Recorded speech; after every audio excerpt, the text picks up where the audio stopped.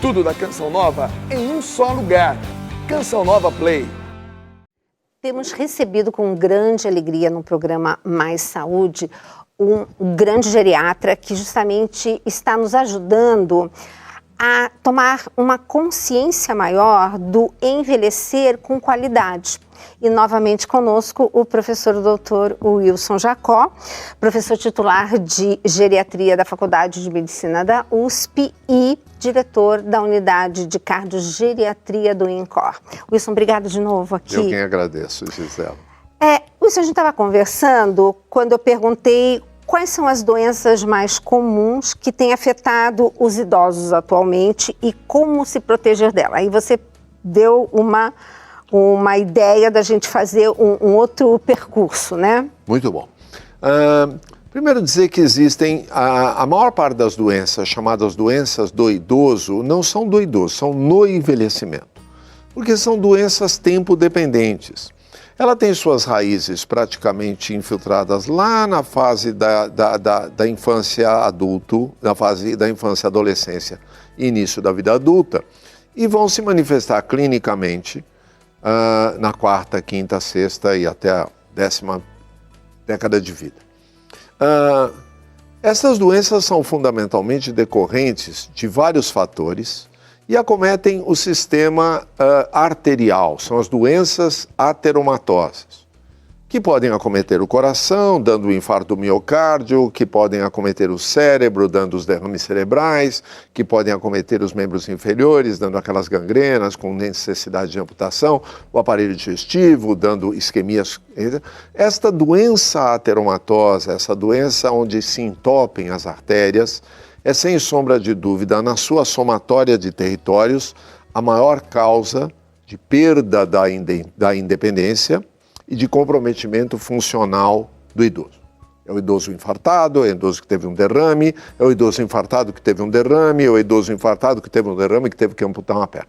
Contribuem para isto o diabetes, a hipertensão, a dislipidemia, ou seja, o aumento do colesterol e dos triglicérides, a obesidade e o sedentarismo. O tabagismo. Todos estes fatores somados aumentam e muito o risco de ter uma doença ateromatosa.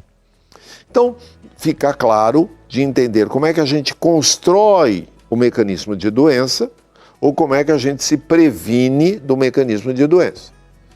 Todas estas somatórias. Um indivíduo que fumou 30 anos, é interessante que ele pare de fumar? Muito. Comentamos que nunca é tarde para começar alguma coisa. O indivíduo foi sedentário durante 70 anos. É interessante que ele mude de hábito? Muito. Evidentemente que mudar antes é melhor do que mudar depois. Mas em não tendo acontecido, as pessoas usam diminutivos horrorosos. Coitadinho do velhinho, ele já fuma faz 70 anos e nós vamos proibi-lo de fumar agora. Proibir nunca. Nós vamos convencê-lo de que a vida dele aos 85 será melhor se ele não fumar do que se ele fumar. De que a vida dela será melhor se ela fizer uma atividade física do que se continuar sedentário. E é neste sentido que eu faço uma separação entre o que é prevenção e o que é rastreio. Nós usamos estas duas palavras de uma maneira meio parecidas e elas não são. Prevenção é tudo aquilo que eu puder fazer para evitar que eu fique doente ou evitar que a doença fique ainda pior. Então eu faço a prevenção de ser diabético, tendo uma boa atividade física, tendo uma boa dieta e fazendo bastante controle dos fatores que levam ao diabetes. Quando eu tiver diabetes, eu faço uma prevenção das complicações do diabetes. A primeira era a prevenção primária, a segunda é a prevenção secundária. Se eu já tiver uma complicação, eu faço uma prevenção para que aquela complicação não provoque uma limitação. É a prevenção terciária. E rastreio? Rastreio é, eu vou procurar a doença antes que ela se manifeste, mas ela já é doença. Então eu faço uma vez por ano uma dosagem da glicemia e uma dosagem da hemoglobina glicada. Para quê? Para fazer o rastreio do diabetes. Ah, quando eu faço isso, eu estou fazendo a prevenção de diabetes. Não. Não é porque eu faço o exame que eu estou prevenindo a doença. Eu faço o exame para rastrear a doença. E a mamografia? A mamografia faz rastreio do câncer de mama. Ué, eu pensei que mamografia era a prevenção do câncer de mama. Não, mamografia é rastreio. Excelente exemplo, Wilson. Isto. A prevenção do câncer de mama é feita por todos os fatores que aumentam a chance de ter câncer de mama. Todos os fatores que aumentam a chance de ter câncer de próstata. Quando eu faço o toque prostático e a dosagem do PSA, a mamografia, a palpação da mama e a mamografia, o cuidado com a prevenção, o rastreio do câncer de cólon ou de todos os outros, a medida da pressão arterial a cada 3 ou 4 meses, eu estou fazendo o rastreio de uma doença antes que ela seja sintomática. Tanto prevenção, para que a doença não aconteça ou não se complique, quanto rastreio, é a melhor maneira de eu lidar com o envelhecimento não complicado pelas doenças. Isso é fundamental. E isso é a importância da história familiar, né? Perfeito. Há quem diga que num idoso a história familiar não é importante. Está completamente enganado. Primeiro, do ponto de vista de perspectivas. Famílias muito longevas têm pessoas igualmente com predisposição à longevidade. Então, nós usamos isso a favor, dizendo, olha, você descende de família onde os indivíduos chegam com certa facilidade aos 80, 90, 100 anos. Vamos cuidar para que isso aconteça também com você. Segundo, famílias de diabéticos, eu tenho que fazer rastreio de diabetes mais precocemente. Perfeito. Famílias de osteoporóticas, eu tenho que fazer esse rastreio mais precocemente. Famílias de indivíduos com predisposição a doenças do tipo ateromatoso, é muito importante.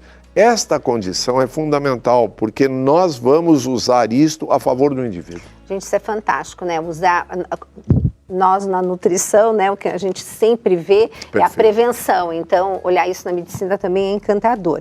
Bom, com o avançar da idade, alguns idosos aumentam a quantidade e a variedade de medicamentos, né?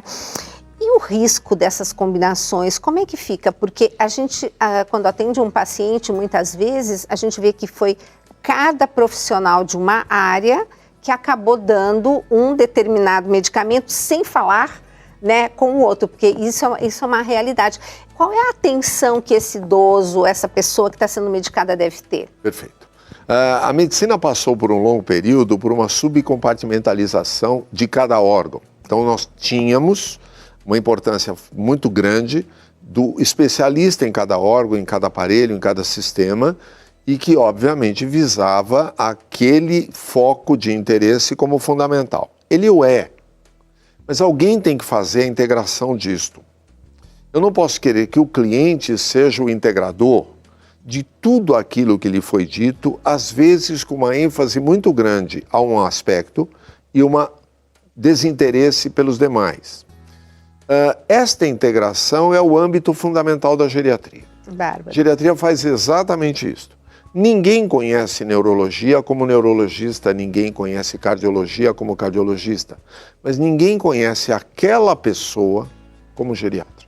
O geriatra é um especialista na pessoa e, consequentemente, vale-se de todos os outros especialistas e especialidades para compor aquele cenário e participar efetivamente dessa integração, fazendo desde a questão medicamentosa até a hierarquia de cada procedimento, algo que seja realmente benéfico e que não inclua o assim chamada iatrogenia, o mal provocado por aquilo que de melhor possa ser, mas inadequado no momento, inadequado naquela fase da vida. Perfeito. Olha, gente, eu me encanto cada vez que o Wilson vem aqui, porque, nossa, realmente a nossa visão faz isso. E, Wilson, qual é o recado, então, hoje para o nosso telespectador? Que eu tenho... Sabe que a nossa população tem uma faixa etária bem interessante, viu? Que deve estar gostando muito desses programas. Eu acho que o recado principal nessa temática que nós abordamos é não tenha medo da doença. Não repita aquele mal que foi dito no passado, que eu não vou procurar porque vai que eu acho. Este achar é fundamental. Exato. Eu saberei o que fazer desde que eu saiba exatamente o que é que está acontecendo. A pior doença é a oculta. Não existe uma doença mais perigosa do que aquela que está escondida e eu não estou sabendo que ela existe. Detectar a doença é fundamental, tratá-la é essencial. E a partir daí nós temos saúde apesar das doenças. Recado do Mais Saúde hoje, que eu já encerro e desejando a você, mas não deixe de ir lá no Canção Nova Play e ver as outras entrevistas com o Dr. Wilson, que estão maravilhosas, e divulgue, porque divulgando Mais Saúde, você também está divulgando a comunidade Canção Nova. Até o próximo programa.